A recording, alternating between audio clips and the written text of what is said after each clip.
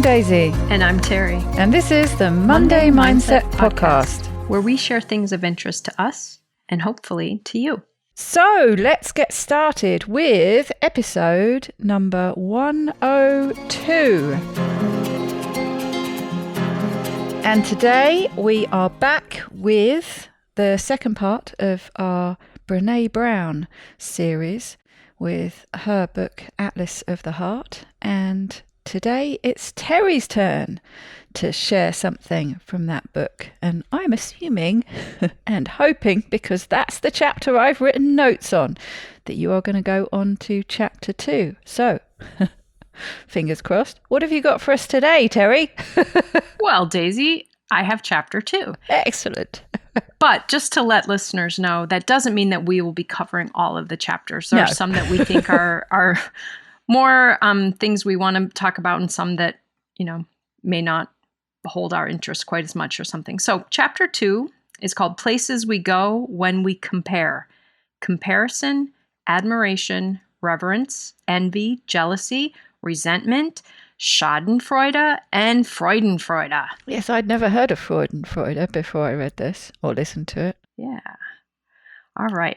So I think the big thing in this chapter for me was just the whole idea of social comparison, the impact of it, why we do it. And if you think about it, we are really kind of taught to do social comparison. Anyone who goes through a typical school system, there's always a social comparison. How did you score on this test versus other kids your age? How did you score in this class? How do you line up when you do, in the US, we have this thing called the Presidential Physical Fitness Test. I don't know if they still do that. But again, you're always being compared to other kids and you're comparing yourself. So social comparison is really common and often lies outside of our awareness. Oftentimes we don't recognize that that's what we're doing. And many people have heard the old saying that comparison is the thief of joy. And Brené Brown talks about that comparison almost never leads to happy life satisfaction or positive emotions of love and joy. So true, it is the thief of joy. And it instead leads to more often emotions of fear, anger, shame, sadness. And it's this weird mix for most of us that wanting to fit in, wanting to be in with the crowd, in with the norm, and yet wanting to stand out, wanting to be above others, above average, at least for many things. She describes it as fit in but win, and how complicated that is. And she talks about examples of her swimming and comparing herself to other swimmers. Yeah, be just like everyone else, but better. Absolutely. I thought that was it's so obvious, really, but it's not something I'd really thought of. I mean, everyone knows about comparison and the emotions that comes up with that and the negativity of it, but this tension that's always there between two opposing factions of, conformity and competition. They don't go together, but they do when it comes to comparison. They naturally really kind of follow one another. Absolutely. And the other thing she highlighted about it is that it really tends to be a creativity killer because we almost bind ourselves by that fitting in. So you don't want to get too far out there. And being better than, so you don't want to take too many risks. So it really tends to stifle people's creativity, even risk-taking abilities. She then goes through kind of describing the key comparison words that I mentioned in the title. And the first one she talked about is admiration. And this is when we see something, we see someone doing something, and we're filled with a feeling of inspiration. We want to improve ourselves as we see that example, but not necessarily be like that person or be that person.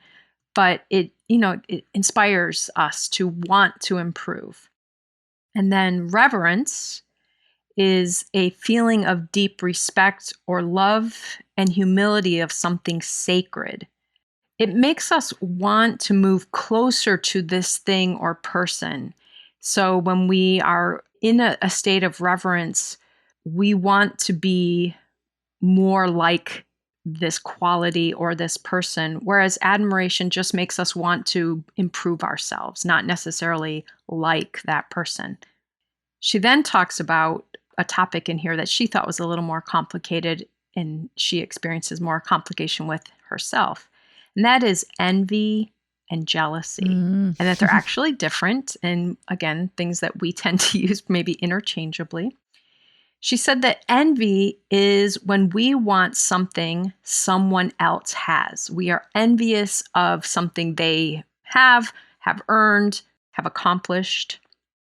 And then jealousy is when we fear losing a relationship or part of a relationship that we already have.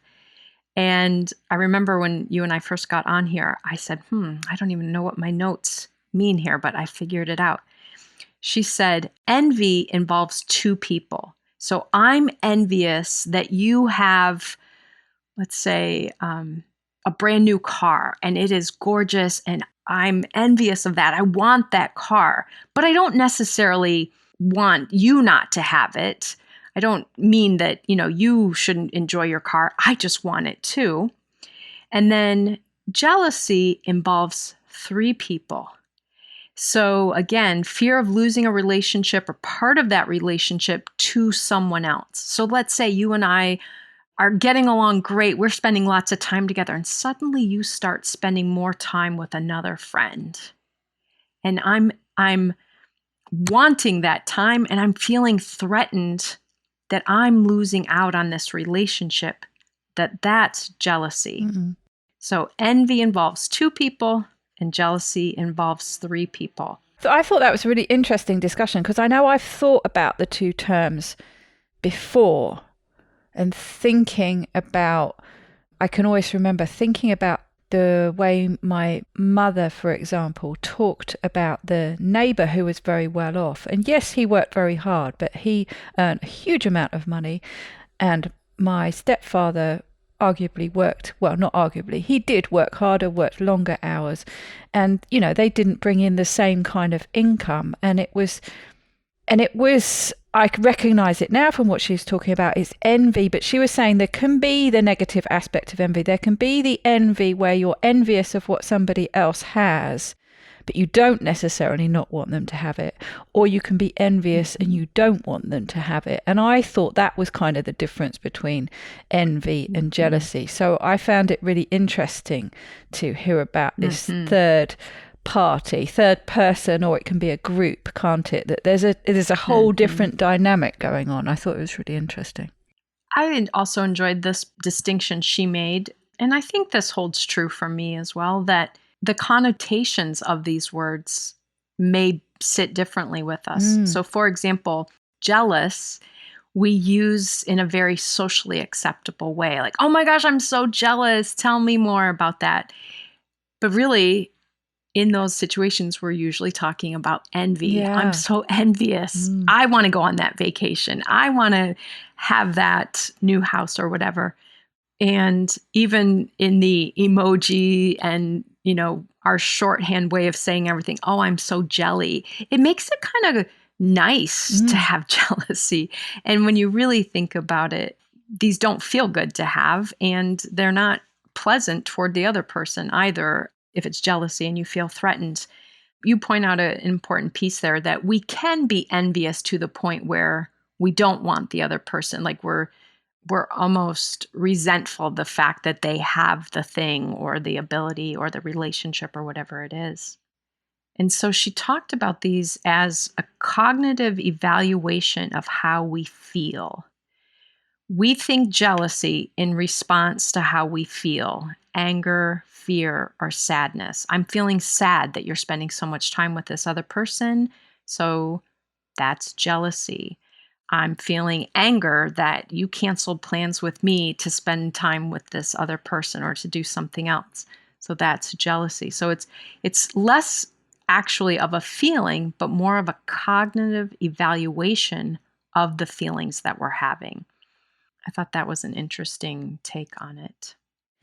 I thought there was an interesting note that I made about jealousy in particular, that she highlights that that people who are satisfied in their relationships, because we are talking about relationships here, but this is clearly an intimate, well, I suppose it doesn't have to be an intimate relationship. Well, yes, an intimate relationship of some kind, are less likely to be jealous with threats, but are more likely to act much more negatively if there is an actual breach.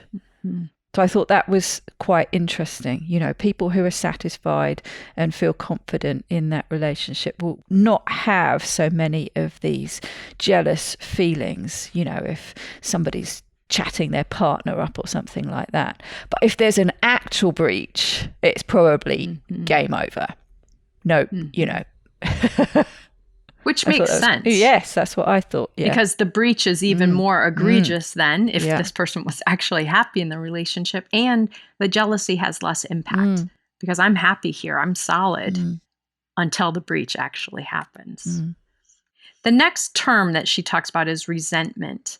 And she said she learned something interesting. Simmering resentment. Yes. You can feel it in the word, can't you? That's definitely a negative emotion. It's almost, you hear the hissing snake-like sound. Yeah. But she learned something interesting about this when she was talking with an author who writes and researches a lot about emotions.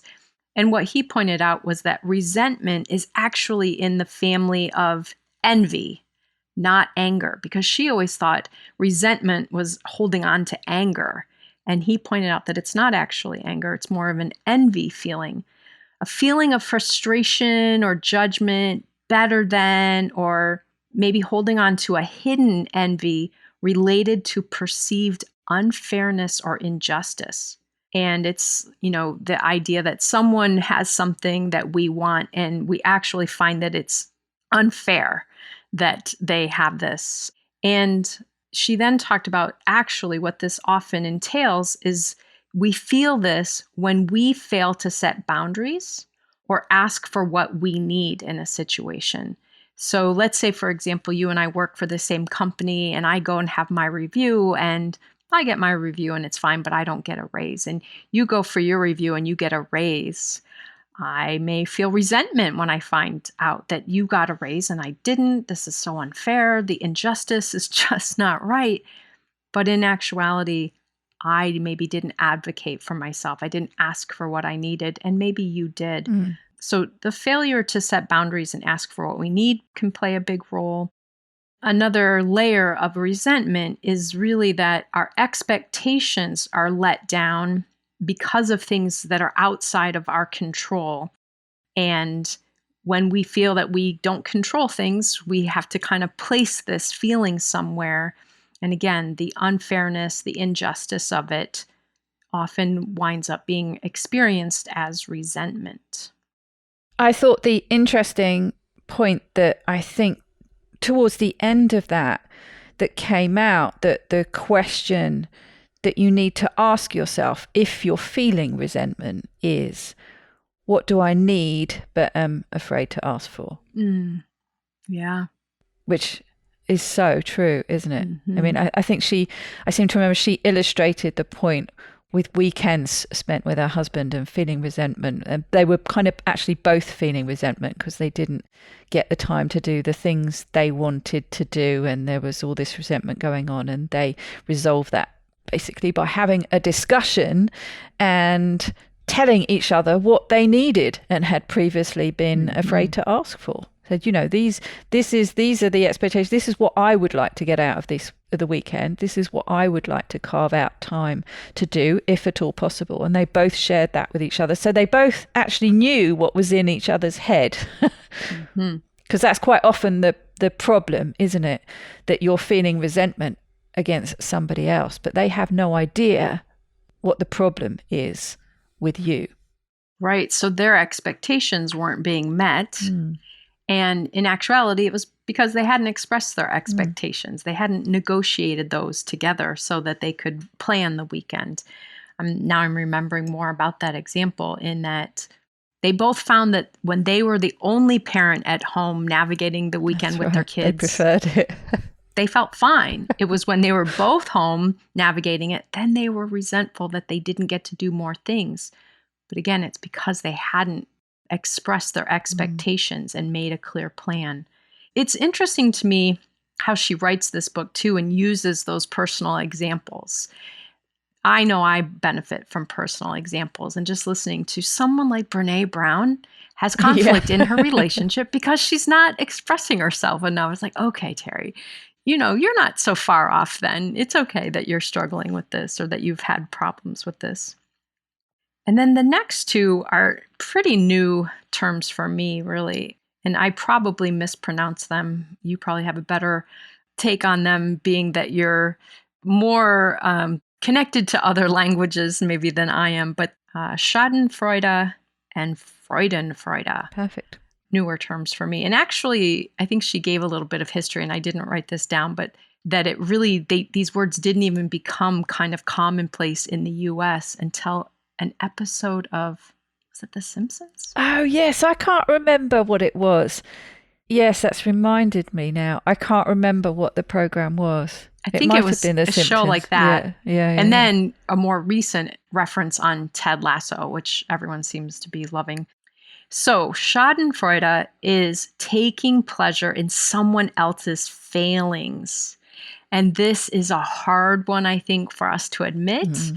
It's not really a positive thing to be pleased by someone not doing well. Well, there's kind of a jokey side to it, isn't it? I mean, there's a lot of humor. There's a lot of sketch show that's based on that. The light-hearted side of it is laughing when somebody falls over in a comical way. Mm-hmm. When you're supposed to laugh at it. A Mr. Bean type, I guess. Mm-hmm. There is a sort of light side to it as well. But interestingly, what are the characteristics of people that it's associated with? Envy, narcissism, aggression, and anger. And it's negatively correlated with empathy and conscientiousness. So, if you're feeling this fairly often, that might be something worth looking at. Wow, I'm spending more space or more time in the space of envy, narcissism, aggression, and anger versus empathy and conscientiousness. And she was fascinated by this when she was learning more about it, but that it's born out of inferiority, not superiority. So it's not someone looking down on someone. It's actually someone feeling less than and therefore getting pleasure out of watching someone else fall, watching someone else struggle or suffer. And again, it's kind of based on fear, powerlessness, and a sense of deservedness. So it really made me think, I want to be really mindful of if I'm experiencing Schadenfreude, what's going on with me? Am I feeling powerless? Do I have a sense of deservedness? Like that person's getting something I want. Oh, good, they just lost it. What is going on with me to experience that? And something that, again, going back to the personal examples, I'm not going to quote this how she wrote it, but I thought this was so cool. She talked about how she and her husband really kind of taught this value to their kids, that when people care about you, like your friends, you want them to do well and you don't enjoy when they struggle. And they use this example, if you maybe can even clarify this better than I do, but it's kind of like if you're lighting a candle and it's windy or, there's a breeze, your friends would cup their hands around it because they want to see you succeed. And so they taught their kids as they were growing up, no candle blower outers. We don't blow out other people's candles. We want to see them thrive and do well and succeed. And so I think that was a nice way of discouraging Schadenfreude. Yeah, I like that too. It was a nice image. I thought there was a little bit before you move on to the final bit that I thought that you would find interesting about. They'd actually studied and were looking at people's brains, but it was the different parts of the brain that light up with Schadenfreude, and the increase in feel good and encourages future behavior along the same tack. So it's not only negative in the moment, but it actually encourages more of that kind of negative way of viewing people, which is not a good thing. Absolutely. There's carryover in these things. And the opposite of This is Freudenfreude, which is actually enjoyment of others' success. And you can imagine what you just described would happen in the opposite way with Freudenfreude. The opposite of what happens with Schadenfreude is that when I take pleasure in seeing you succeed, I carry more of those positive feelings with me in other situations. So, how we are experiencing and interpreting things affects our future feelings and ways of interpreting things. There was something, not really a negative from Freudenfreude, but a note I made about it, that there can be negative reactions when you fail to get Freudenfreude from your friends, from your family. So, if you share something that you are expecting this Freudenfreude and you don't get it, and if that keeps happening, that can lead to depression and ends up being a connection killer if people fail to share that joy. And I'd made a note, good friends fan your flame or protect it when it's under threat. Absolutely. Absolutely. And I think I hear this a lot, even in the community in which I work, that if I'm talking about my health plan and what I'm doing, and other people can't get on board with that and feel happy for me as I'm making progress and making changes, it really affects my ability to connect with them. It's almost like they start to become unsafe because they're not fanning that flame. They're maybe potentially being more of a candle blower outer, and that really damages relationships. Yeah, and she mentioned, I think, towards the beginning, that connection. She quite often talks about the antidote emotional feeling, doesn't she? And she mentioned that connection is actually, can be an antidote to the problems caused with comparison. There was one thing I made a note about that I really liked, that's kind of a general thing, but she mentioned a conversation that she'd had with somebody called Scott Sunshine, fabulous name. And it was about that good old saying, the grass is always greener on the other side. And he said in this discussion with him, he was talking about the science behind the fact that actually it literally does look greener, but it is the same. And so comparison is irrelevant, but perspective is key. It's where you're looking at it from. I thought that was another brilliant thing that came out of this chapter. Absolutely. And unfortunately, I think so much of our being in a place of comparison is from a slanted, almost negative view. How am I not enough?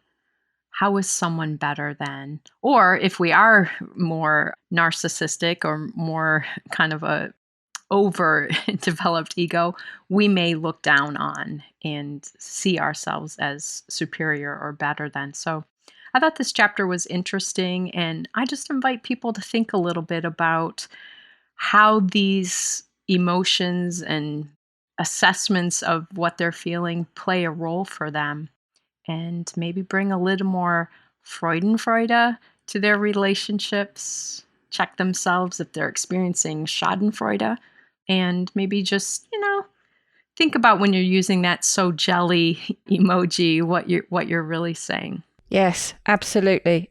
I know it's something that I continue to work on, but it's certainly something I've done a lot of work on in the past, is this whole jealousy, envy situation, because I know how it can make you feel.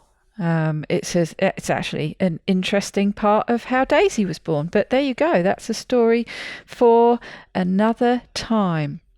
I hope you have a very wonderful week, and I'll see you back here, same time, same place, for another chapter of Brené. Sounds good, Daisy. Take good care, everybody. Have a great week.